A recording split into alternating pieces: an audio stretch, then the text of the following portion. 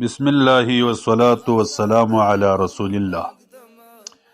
د اهل سنت والجماعت د مسلک او د حنفي مذهب سره تعلق لرونکو مسلمانانو، خاص کر د افغانستان مجاهد او غیر ولس ته خطاب دی. نن می یو خبري واورېدلې د یو چا چې د هغه نوم دی شیخ فقیر الله فائق، چې د کابل د ولایت اوسیدونکی دی او امارت اسلامی ته څه خبرې کړې دي. دارالابتا ته د امارت اسلامی پر عامه میډیا نشر کړي دي د انجونو او د زنانو د ښځو د مکاتبو په باب کې، چې مکاتب د ښځو د ایلسي پر دې موضوع باندې د ښځو د دفاع په خاطر د هغوی د وکالت په تور باندې د اسکولونو د تایید دپاره یې څه خبرې کړي دي امارت اسلامی دارالابتا ته، او بیا یې څه داسې الفاظ و څه داسې خبرې ځینې در خولې وتلي دي چې مناسبې نه وې. د دې لپاره یې کړي دي چې امارت یې د ښځو اسکولونه ایله کړي، د انجونو اسکولونه دې ایله کړي، او دا د شرعي نظره یې د امارت اسلامي د دارالابتا څخه پوښتنه هم پکې کړې ده. نو غواړم چې مختصر پر دا موضوع باندې د خبرو لنډ جواب وکم. اوله خبره دا ده، د دې ملا صاحب حال ما ته نه دی معلوم چې آیا ته اوس یو معلم او ماسټر یې که ملا او شیخ یې. دا عمل دا خبرې چې دې کړي دي ابتدا کې خو د ځان بیان چې کړي دي د شیخ الحدیث نسبت ځان ته کوي، خو دا د وکالت چې وګوري هغه وکالت یې د یو معلم و د یو ماسټر د حیثیت معلومیږي. نو دا ځای نه دی معلوم سوی چې دی اوس یو معلم و ماسټر دی که ملا او شیخ دی. دویم، د کوم مذهب سره تعلق لري دا حال دی معلوم که. ستا د کوم مذهب سره تعلق دی؟ سبقانو درسګاه خو چې دی شولې ده هغه خو دی د حضرت امامنا الاعظم نعمان ابن ثابت کوفی رحمت الله تعالی علیه په نامه یاده کړې ده. خو کومې خبرې چې دی کړي دي د خبرو څخه بیا داسې نه معلومیږي چې د حنفي مذهب سره تعلق لرونکی، ځکه خبرو کې وایي اصول د دین چې دي هغه 14 دانې دي، 4 اتفاقی دي و اختلافی دي. نو یې پلا 4 و 14 نه راځي، 4 و 11 راځي، د 14 سوي دي. خیر خو ځان ته مسئله ده. بیا دغه و اختلافي د چا په مذهب کې دي؟ دا چې کم اختلافي دي ذکر کړي دي دغه برته زموږ اصولیین در 4 اصول لاندې کوي. نور الانوار مقدمه وګوره یا حسامي وګوره چې شرائع من قبلنا، شرائع من قبلنا نه، شرائع من قبلنا. دا دلیل دی که نه دی دلیل؟ هو دلیل دی، در چا لاندې دی؟ عرف د مسلمانانو دلیل دی که نه دی دلیل؟ هو دلیل دی، در چا لاندې دی؟ دا بیا برته در هغو لاندې کیږي. نو دا چې ته وایې چې اصول د دین 14 دی، دا د کوم مذهب سره تعلق لري؟ دا خبره افغانستان کې حنفي مذهب دی، د حنفي مذهب پر اصولو باید چې وژغېږي. دریم، دا خبرو کې ظاهرا نصیحت ښکاره کیږي چې زه نصیحت کوم امارت اسلامی مشرانو لره، خو حقیقت کې نصیحت نه دی، بدنامی ده. وجه دا ده که چیرې ستا په خبرو کې مقصود نصیحت وي د امارت اسلامی عمراو مشرانو لره، نو ته هم کابل کې دارالابتا مرکزی هم کابل کې ده. نو دا خبرې چې د میډیا د لارې نشریې عام مسلمانانو ته، خاص کر د افغانستان و اولس ته په ذهنو کې یو وسوسې ور اچي، د هغو په ذهنو کې یو داسې خبرې ور اچي چې هغه د فتنې و د شر و شور و د شغب معامل جوړ سي. د دې پر ځای چې ورغلی وي خپله دارالابتا ته او د هغه علما چې ته زما ملګري دي د ځان سره دې ملګري کړي وي، هغوی ته چې دغه شکایت کړی وي، دا خبر دې ورسره شریکه کړی وي، دغه به د اصلاح او د نصیحت لار وي. او دا چې پر عامه میډیا باندې یو سړی خبرې کوي د امارت اسلامی عیبونه ښکاره کوي، یا پر عامه میډیا باندې پر امارت اسلامی باندې شرعي جرح کوي، د کتاب له لحاظه جرح کوي، نو دا غالبا دا صورت د نصیحت نه بلکې د بدنامۍ صورت دی. دا بدنامي ده د یو چا، دا د نصیحت طرز و طریقه نه ده، دا د نصیحت لار نه ده. لہذا زه چې تا ته خبرې کوم ستا د خبرو رد کوم، ځکه ما او تا سره لري یو، د نږدې نه یو سره چې زه ستا سره حال وکم. ته چې هلته نږدې باید که تا نصیحت کولی پر میډیا د خبرې نه وای کړي، ستا د خبرو څخه فتنه جوړیږي، ستا د خبرو څخه شر و شور جوړیږي، ستا د خبرو څخه ناپوهه خلک بده غلطه استفاده کوي، ستا د خبرو څخه د کفارو او د هغو غلامانو او د انګریز روزلو خلکو ته بیا یو لار او یو چانس پیدا کیږي. څلورمه خبره دا ده، دا ستا د خبرو څخه بله دا خبره موږ نه کړه معلومه چې ته اوس استفتاء کوې که د مناظرې چیلنج دی. ظاهرا خو د خبرو څخه استفتاء ښکاره کیږي چې زه د امارت اسلامي د دارالافتا څخه استفتاء کوم، خو په حقیقت کې استفتاء نه بلکې د مناظرې چیلنج دی. ځکه دا خبرې کول چې فلان ځای کې نبی کریم صلی الله علیه وسلم دا وکړل، صحابه کرامو دا وکړل، عمر ابن عبدالعزیز دا وکړل، زما سره د دلایلو بوجي را سره دي، تاسو ما ته خبره وکړي د منع ځای کم ځای دی، په شریعت کې دلیل ده وښایست. دا د مناظرې چیلنج دی، دا استفتاء نه ده. لہذا ستا د خبرو ظاهري صورت د استفتاء، خو حقیقت کې د مناظرې چیلنج. نو دا چیلنج د مناظرې دی. زه خو در سره لري یم، دورې نږدې به انشاءالله امارت اسلامي تا ته جواب درکړي. نو دا بل خبره ده.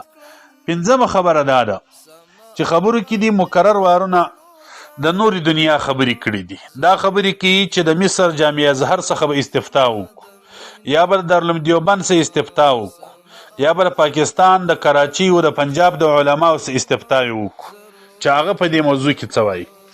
نو صاحب د دنیا د نورې دنیا اسلامي ممالکو د افغانستان ډیر فرق سته.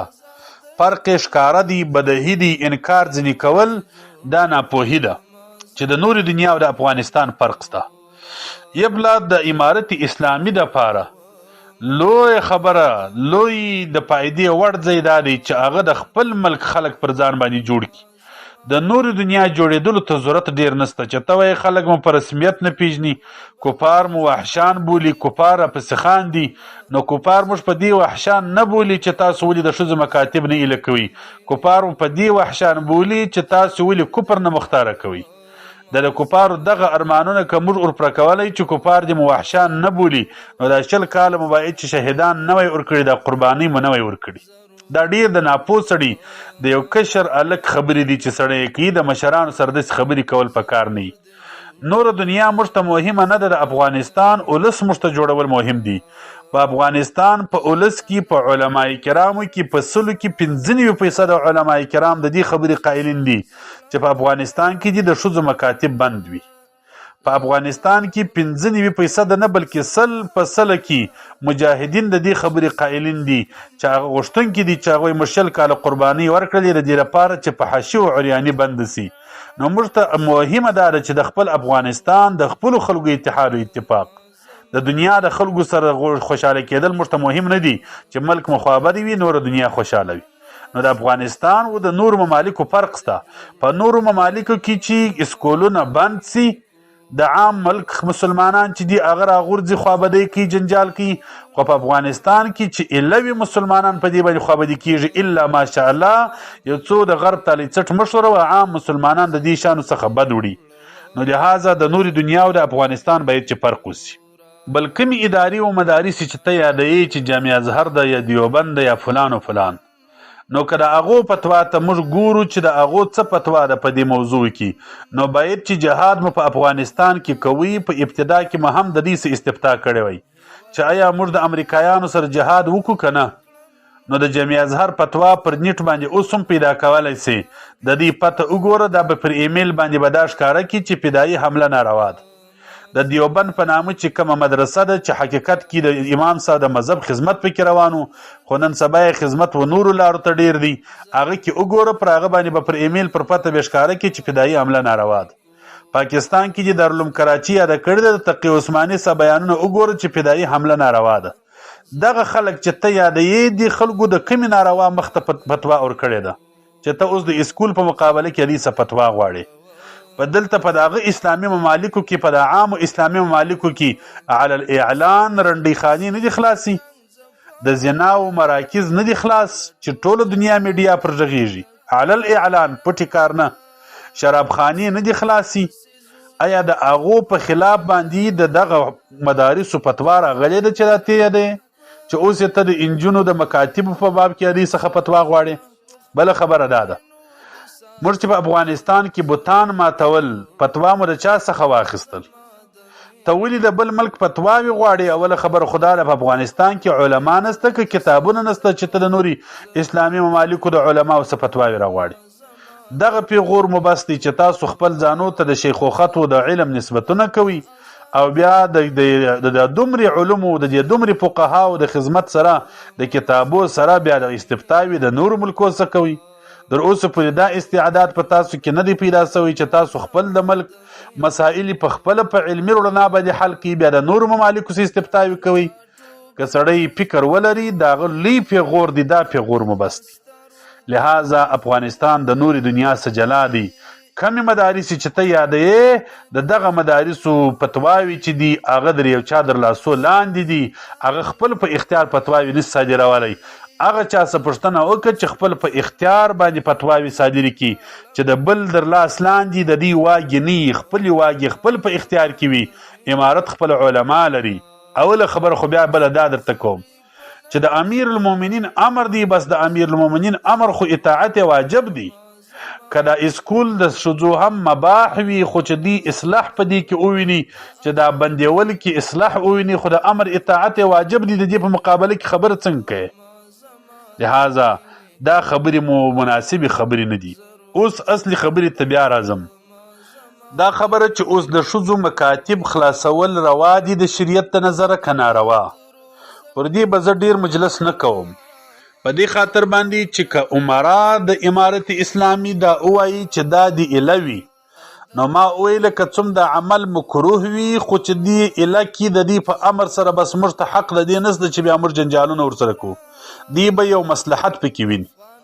او که عمرا ووایي چې دا د بند وي، نو بس هغه علما دي زموږ پر اطمینان دي، موږ ازمویلي دي.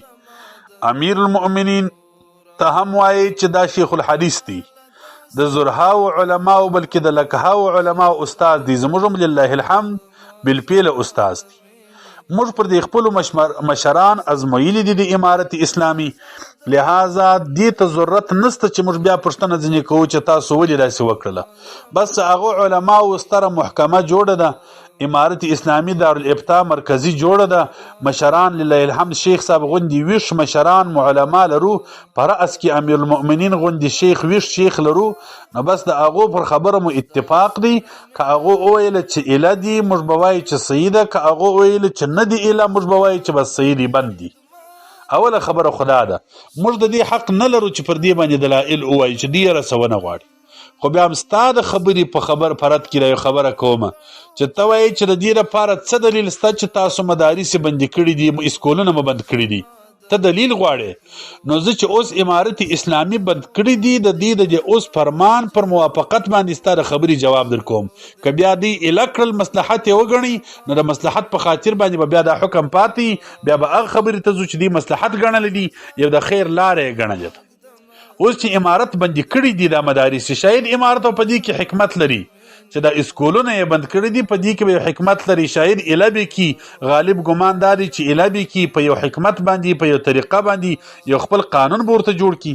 خو چې اوس ته څه دلیل سته پر دې باندې چې بند کړي دي، نو زه د دې دلیل انشاءالله د الله فضل درته وایم. اوله خبره دا ده چې اسکول د مسلمانانو مدرسه نه ده، د نصاراو مدرسه ده. ارشاد الحیارا الى مدارس النصارا، دا د نصاراو مدرسه ده. که ته د دې لپاره دلیل غواړې، دلایل پر دې باندې ډیر دي. خاص کر معارف الکافیه د مولانا رشید احمد صاحب سواتی هغه مطالعه که په دغه اول جلد پر اثر کې، پر هغه باندې دغه ملایان چې ته یادوې چې د ته استفتاوي ځینې کوي.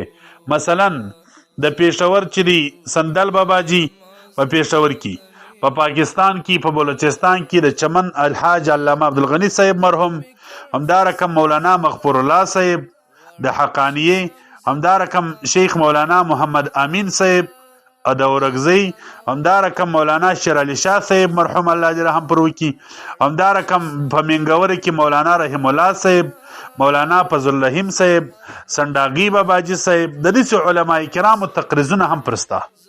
په دا مقدمه کې دا خبره لیکي چې کفارو نصاراو یهودو په مسلمانانو کې د مسلمانانو پر زینو، خاص کر د مولایانو پر زینو دا کار وکړي چې نن په دیني تعلیمو کې عصري تعلیمو کې انګریزي او اسکولونه رامخته کړل، دا د نصاراو کار. او د مسلمانانو لباس د کفري لباس پر رقم کې د انګریزي اسکول نه دغه ګټه ده چې لباس انګریزي سو، ژبه انګریزي سول، سیرت انګریزي سو، صورت انګریزي سول، اخلاق انګریزي سول، دغه یې موږ ته ګټه وکړه.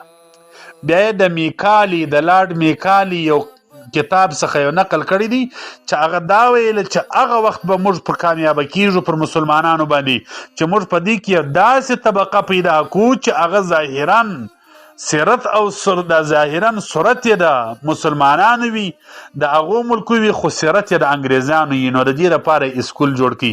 ته په دې کې وګوره په دې مقدمه کې د معارف الکافیه او عوارف الجامع وګوره چې دا درته ښکاره سي چې دا د نصاراو مدرسې دي.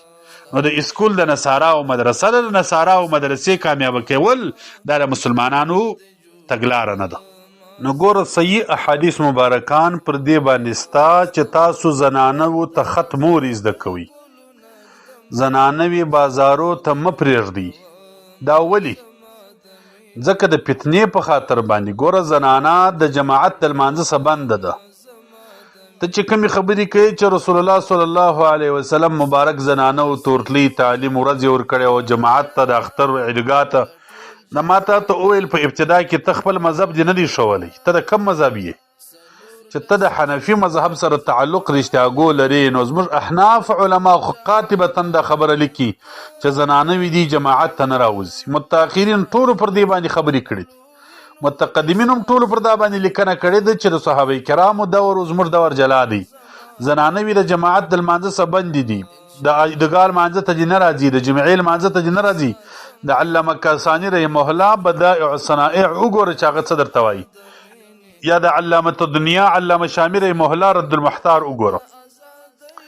د جهاد څخه بندې دي، فرضي جهاد ته زنانوي اوس زمانه کې نشي تللی، د هغه څخه رابندې سوي دي. په څه خاطر باندې؟ چې دور فتن دی، د فتنو دور دی. نو چې زنانوي د هغه فرضي کارو څخه رابندې دي، نو په دا کارو کې چې دا کم کارونه ته یادوي په دې کې بیا څنګه؟ حضرت سوده بیبي رضی الله تعالی عنها حج ته نه تلله. چا پوښتنه ځینې وکړل چې دا نورې بیبیګانې حجونه و عمرې کوي، ته ولې و حج ته نه ځې؟ نو سوده بیبي رضی الله تعالی عنها مبارکه ورته فرمایي چې زه حج ته په دې خاطر باندې نه ځم چې ما حج و عمره کړې ده او موږ اله العالمین په دې باندې امر کړي یو چې تاسو په خپلو کورو کې اوسېږئ. وقرن فی بیوتکن والله لا اخرج من بیتي حتی اموت. قسم یې واخیستی الحج و عمرې ته هم در خپل کوره نه وځم چې مړه سوی نه یم. په ژوند یې چا پښه د باندې نه ولیدل، پس له مرګه یې پر جنازه راویستل. هغه صحابیات وي خو چې رسول الله صلی الله علیه وسلم ولاړې در هغه وروسته د عمرې و حج پرې ایښی وه، په دې خاطر باندې پرې ایښی وه چې الفتنو دور دی، اوس دور د دې نه دی. عایشه صدیقه رضی الله عنها وایي که رسول الله صلی الله علیه وسلم زما د زمانې ښځې لیدلې وای نو نبی کریم صلی الله علیه وسلم مبارک به امر کړی وای چې جماعت ته مه راوځي. جمهور فقها پر دا دي چې ښځې زیارتو ته تللی سي، خو امام بدرالدین عیني رحمه الله رحمة القاري کې وایي د زمانې د فتنو د دور ته چې نظر وکړي، حالات د زمانو ته چې نظر وکړي، نو اوس زمانې نه د قضا د دې کوي چې فتوا پر دا باندې ده چې ښځه زنانه وي دي زیارتو ته لا هم نه ځي.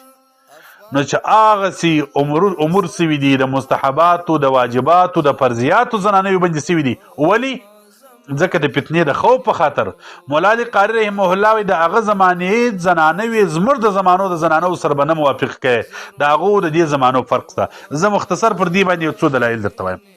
حدیث مبارک دی امام ترمذی حکیم ترمذی رحمه الله نوادر الاصول کې یو حدیث مبارک ذکر کوي په جلد نمبر 5 کې صفحه نمبر 183 کې په خپل سند سره روایت نقل کوي عن عبد الله بن مسعود رضی الله عنه قال قال رسول الله صلی الله علیه وسلم لا تسكنوا النساء الغرف ولا تعلموهن الكتابه. زنانوي و بازارو کې مو وسوي هغه اجتماعي ځایونه چې تاسو پکې راجمع کیږي الته زنانوي مو وسوي او دې ته کتابت و ختم ورزده کوي. نبی کریم صلی الله علیه وسلم مبارک د دې څخه منع کړ. ولی؟ فإنما حذرهم رسول الله صلى الله عليه وسلم ذلك لأن في إسكانهن الغرفة تطلعا إلى الرجال وليس في ذلك تحسين لهن ولا ستر، وذلك أنهن لا يملكن أنفسهن حتى يشرفن على الرجال فتحدث الفتنة والبلاء فحذرهم أن يجعلوا لها ذريعة إلى الفتنة. وي په دې خاطر باندې امام ترمذی رحمه الله وایي دا منع کړله چې دوی چې په بازارو کې او د اجتماع په ځایو کې اوسېږي ضرور به دوی نارینهو ته ګوري چې دوی نارینهو ته ګوري په دې کې دوی ساتره نه راځي ستر نه راځي ولې د ځان قدرت نه لري زنانه چې نور نارینهو ته ګوري نو خامخا به د هغو نارینهو حال باندې د دې علم راځي د هغو سره به تعلق راځي ضرور به یو فتنه او بلا ځین جوړېږي دا ذریعه د فتنې ده نو چې ذریعه د فتنې ده په دې خاطر وایي نبي علیه السلام منع وکړل بیا حدیث نه کوي کوي وهو کما قال رسول سم ليس للنساء شيء خير لهن من ان لا يراهن الرجال ولا يرين الرجال د زنانو د پاره خیر داري چې نه دی نارینه ویني نه نارینه دی ویني بیا نو چې په اسکول کې سره ویني دا اوس چې د کابل اسکولیان ناری وي زما د علم موافق نو د اسکولیانو ناری د دې لپاره نه دي چې د دین غم اخیستې د وطن یاري د خلکو سره وش کېدلې د یاري لارې وي اسکولونه د یاري او د اشنایي لارې وي نه غواړم چې یادې کم نه غواړم ته خبر یې عام ولس خبر دی چې په تیره کفري اداره کې په تیره بې شرفه د اشرف غني په اداره کې څه حالات پیښ و د اسکولو څخه پر عامه میډیا باندې تر اوسه پورې هغه ویډیوګانې او عکسونه نشریږي چې په تیره اداره کې فاسده اداره کې د اشرف غني او د قرضي کم حالات په اسکولو کې پیښېدل د استادانو او د شاګردانو در مابین بلکې په دننه دارالامان کې دي او په دننه هغه پارلمان کې دي څه حالات و د نورو د ښځو پر عامه میډیا باندې ګرځي په کار نه دي چې یادې نو په دې خاطر باندې ګوره نارینه وي د دې زنانه وي د دې کتابت څخه د حدیث مبارک امام حاکم ترمذی په روایت د عبدالله بن مسعود څخه مبارک باندې نقل کړی دی چې زنانه وي د دې څخه منع دي واحب رسول الله صلی الله علیه وسلم ان يقطع عنهن اسباب الفتنه نبی علیه السلام دا خوښه کړې ده چې دې اسباب د فتنې قطع سي تحسینا لهن وطهاره لقلوبهن لپاره د دې چې زنانه وي پاکي وساتل سي او زړونه یې پاک سي دا یو حدیث مبارک سو بل روایت مولا علی قاری رحمه الله اتم جلد کې د مرقات کتاب الطب والرقا کې ما تر 309 صفحه کې شفا بنت عبد الله روایت چې نقل کوي چې دا وی رسول الله صلی الله علیه وسلم را لې زه د حبسی بیبي کرومه د نبی کریم صلی الله علیه وسلم د بیبي کر ام المؤمنین نو نبی علیه السلام رات الا تعلمین هذه رقيه النمله كما علمت اهل الكتابه در دې لاندې چې د ابو داود شریف روایت علماء متعدد ترجمه کوي تاسو ته معلومه ده یو ترجمه یې دغه ده چې دې ته به د کتابت شولې وي بل ترجمه یې ده چې کتابت مور ته شي خو مولا لقاری رحمه الله قال الخطابي فيه دليل على ان تعلم النساء الكتابه غير مكروه زنانه وی چې کتابت ازده کې دا مکروه نه دی وي خطابي ویل دي قلت زویم يحتمل ان يكون جائزا للسلف دون الخلف سلفو کې دا کتابت جائز و خلفو ته نه لفساد النسوان په هذا الزمان په نن زمانه کې زنانه وي ته فساد ډیر دی ثم رأيت قال بعضهم خصت به حبسه لأن نساءه خصصن بأشياء حبسه بیبي که په دې سره راخاص له ام به خبره نه ده ځکه چې بعضې بیبیګانې په دې شان راخاصه سوي وي چې نور بیبیګان ته به هغه خبره نه وه نو دا حدیث بیا دا وی حدیث دا حدیث مبارک چې کتابت زنانه وي نه زده کی يحمل على عامه النساء خوف الابتنان عليهن پر عام زنانو باندې د فتنې وهم دی لهذا مولا قاری رحمه الله پر دې باندې تللی دي چې زموږ په دور کې زنانو ته کتابت خط زده کړل نه د جایز زنانه وي د خط نه زده کی ځکه د خط په واسطه باندې یاري جوړوي دا پښتنه کړې ده چې د حسن لغیره او حسن لذاته او قبیح لغیره او قبیح لذاته جناب محترم دا قبیح لغیره دی دا د غیر په خاطر باندې نفس تعلیم شدي خو د غیر په خاطر چې فتنه جوړیږي دا منع دي ها د ضرورت په اندازه باندې چې اشد ضرورت وي هغه د خروج د زنانو فقها هم جایز کړی د اشد ضرورت په صورت کې دلته اشد ضرورت نشته چې زموږ د افغانستان هر پیغله انجلی بر ولاړیږي او په اسکولو کې به اسکولونه وایي د خلکو سره به یاریانې ساتي تعلقات به ساتي نارینه او ښځې به په یوه لار باندې ځي دا ستاسو څنګه عقل دی دا څنګه شیخوخت دی چې سړی وایي په پارک کې د زنانه وي نارینه وي ګډې ګرځي درې ورځې نارینه ایله کړي دي درې ورځې زنانه اوس د دې لپاره هم په شریعت کې دلیل غواړي وایي دا کم دلیل کې دي چې درې ورځې د زنانه ورځي درې نارینه وایي د دې لپاره هم دلیل وښایي آیا د پارک دپاره هم ضرورت دی چې زنانه وي د پارک ته ورځي او په پارک کې د پردي نارینهو سره ګرځي دا مې د ضرورت خبره ده تعجب دی تعجب خبره ده چې پر داسې حال باندې چې یو څوک دومره قدر عمر پر تیر سي او په داسې اسلامي ملک اوسېږي او ځان هم اسلامي نظریه او حنفي نظریه ته منسوبوي او بیا داسې خبرې وي چې هغه ښکاره فتنې راپوره پارونکي او ښکاره د یهودو ولار ته دعوت کوونکي وي افسوس دی همدا رقم خبره نه غواړم چې اوږده سي خبره لنډوم الفتاوى الحدیثیه د امام ابن حجر هیتمی رحمه الله 113 صفحه کې مطلب لیکي چې یکره تعلیم النساء الکتابه زنانو ته کتابت خط لیکل مکروه عمل دي. زنانه یې به دا نه زده کړي. بیا دغه سوال ځینې کېږي چې زنانو ته دا عمل څنګه دي؟ جواب ورکوي چې زنانو ته دغه عمل کول نه دي جایز، زنانه دې څخه ځان وګوري. او بیا یې پر دې باندې یو روایت هم نقل کړی دی چې زنانو د په باب کې نبی کریم صلی الله علیه وسلم مبارک فرمایلی دي چې تاسو زنانو ته سورة نور ور زده کړئ، ځکه په هغې کې ډېر احکام دي د زنانو چې د فتنې څخه یې راګرځي. لأن أي لما فيها من الأحكام الكثيرة المتعلقة بهن المؤدي حفظها وعلمها إلى غاية حفظهن عن كل فتنة وريبة كما هو ظاهر لمن تدبرها. دا محترم خو ویل دی پایق صاحب وایي سورة نور وګورئ. سورة نور کې د ښځو احکام دي. نو سورة نور کې دا هم شته چې ښځې د اسکول ته ځي. د عمر ابن عبدالعزیز اقوال پیښې هغه پر دې باندې چې ښځې د اسکول ته ځي. تعجب دی مسلمانانو ته په ذهنو کې دا ورکوي چې قرآن کې د ښځو اسکول جواز ته. او دلته څه وایي؟ امام ابن حجر هیتمي رحمه الله روایت نقل کی د عایشې صدیقې عنها څخه چې نبی علیه السلام مبارک وایي زنانوي و اجتماعات ته مه راباسي، بازارو ته یې مه راباسي، خط مور زده کوي بلکې سورة نور ور زده کوي. ولې؟ امام ابن حجر هیتمي رحمه الله وایي ځکه سورة نور کې داسې احکام دي چې هغه دا وایي زنانو ته چې د شک او د فتنې د ځای ځان وګوري. که په کوم ځای کې ځوان د فتنې او د هغه ځای څخه لا ځان وګوري. بیا پر دې باندې ډېر تفصیل کړی دی چې ګوره څوک دې دا نه وایي چې زنانه وي نو قرآن نه زده کړي. قرآن و اداب دې زده کړي، په هغه کې مفاسد نسته. مفاسد په هغه ځای کې سته چې هغه کم د کتابت خبره ده. که کتابت کې مصالح هم سته بیا وروسته لیکي که څه فإنه وإن كان فيها مصالح إلا أن فيها خشية مفسدة ودرء المفاسد مقدم على جلب المصالح. په کتابت کې که فایدې هم سته خو فساد هم پکې ډېر دی. دفع د فساد دا مخکې د در جلب در مصالحو. اول به سړی مصلحت نه را جلبوي، اول به سړی دفع د فساد کوي، وروسته به بیا مصلحت د جلب کوشش کوي. او دلته په دغه ځای کې د حضرت عبدالله بن مسعود صاحب په روایت باندې دا نقل کوي چې لقمان پر یو تیرېدی یو زنانې خط لیکي باره ویل لمن یثقل هذا الصیف، دا توره د چا دپاره تیره کېږي؟ د زنانې خط هم یو توره ده چې تیره کوي د فتنې دپاره. لهذا مقصد د خبرې دا دی چې د نن زمانه کې د عامو جمهورو علماو په نیز باندې دا خط زده کول لا زنانه وي د دې څخه منع سوي دي. الفتاوی المیوندیه په دویم جلد کې چې وګورې پر دې باندې هغه کې هم تفصیل سوی دی چې د زنانه وي دي د خط بلکې د نن سبا د اسکولو څخه منع سي. بیا یې د شاه ولی الله دهلوي رحمه الله حواله پر دې نقل کړې ده. او زموږ د فقهاو ګورئ، زموږ فقهاو کې فتح القدیر کې دا لیکلي دي، البحر الرائق کې دا لیکلي دي، عبدالحی لکنوي رحمه الله دا نقل کړي دي، علامه شامی رحمه الله دا نقل کړي دي. دا ټول دا خبر نقل کړي ده چې زنانوي دي د جماعت د لمانځه څخه منع دي، فساد دي، لظهور الفساد. فمتى كره حضور المساجد لأن يكره مجالس العلم خصوصا عند هؤلاء الجهال الذين تحلوا بحلية العلماء. خاص کار بیا د دې زمانې خلکو ته چې ځانونه یې د علماو په رقم جوړ کړي دي، خودي جهال دلته که مجلس د علم ویلا د زنانه وي نه ورځي. مفتی سیف الله صاحب د حقانیه پر کتاب لیکلی دی کشف الغطاء عن تبلیغ النساء، او پر دې باندې چې زنانه وي تبلیغ ته نه وځي د ناروا کار دی.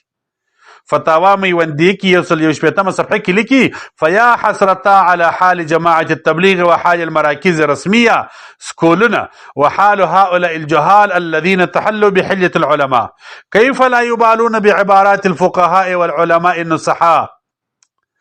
څنګه دی وای افسوس دی و غم دی د هغه چا پر حال چې زنانه وي په تبلیغ باسي یا اسکولو ته بیایي، او دا جهال چې ځانونه د مولایانو په جامه جوړ کړي دي، د فقهاو عبارت نه مني، د علماو نصیحت نه مني، او دا سمی قاتل دی په نن زمانه کې. دا د کشف د عورتو د فساد د پاره یو لوی ذریعه ده. لہذا اخیری کې یوه حواله د فتاوا فریدیه د اول جلد د مفتی محمد فرید صاحب رحمه الله هغه درته پیښوم. هغه څخه پوښتنه شوې ده فتاوای فریدیه کې اول جلد کې 203 صفحه کې موجوده زمانے میں تعلیم نسوان کے متعلق شریعت کا کیا حکم ہے؟ قرآن و حدیث کی روشنی میں جواب دی. نن زمانے کې د ښځو تعلیم څه حکم دی؟ جواب: تعلیم نسوان بذات خود جائز ہے، البتہ اگر مفاسد کے تحقق متعین یا مظنون ہو تو ناجائز ہوگی. په خپل ذات کې خو تعلیم ښه دی، خو د مفاسدو که وګورې چې دا مظنون وي، ګمان د فساد کېږي، لا ناجایز دی. کما هو الاصل فی کل مباح، بیا یې حواله کړې د وخانیې لره د هندیې پر همیش باندې.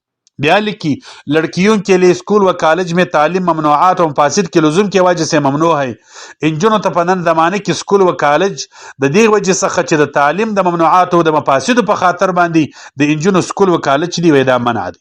लड़कियों के लिए स्कूल और कॉलेज में तालीम हासिल करना बजाते खुद ममनू नहीं, बजाते खुद ममनू बेफर्तगी, इख्तिलात और आज़ादी जैसे उमूर है, आज़ादी जैसे